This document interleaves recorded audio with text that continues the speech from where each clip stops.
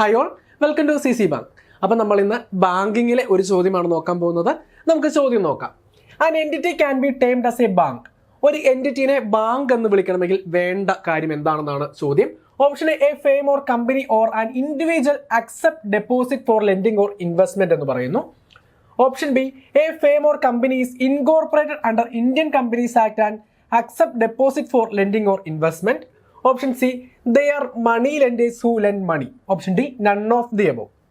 നമുക്കറിയാം ബാങ്കിങ്ങിനെ കുറിച്ച് ഡിഫൈൻ ചെയ്തിരിക്കുന്നത് എവിടെയാണ്? സെക്ഷൻ 5B അല്ലെ, BR ആക്ടിന്റെ സെക്ഷൻ 5Bയിലാണ്. ബാങ്കിങ് കമ്പനീനെ ഡിഫൈൻ ചെയ്തിരിക്കുന്നത് BR ആക്ടിന്റെ സെക്ഷൻ 5C അല്ലേ. അപ്പൊ അതിൻ്റെ അകത്ത് പറയുന്നത് എന്താണ്? A firm or company is incorporated under Indian Companies Act and accept deposit for lending or investment. നമുക്ക് ഒരു ബാങ്ക് എന്ന എൻറ്റിറ്റിനെ വിളിക്കണമെങ്കിൽ അതിന് വേണ്ട റിക്വസ്റ്റീസ് എന്താണ്? അത് കമ്പനീസ് ആക്ടിന്റെ കീഴിൽ എന്ത് ചെയ്തിരിക്കണം?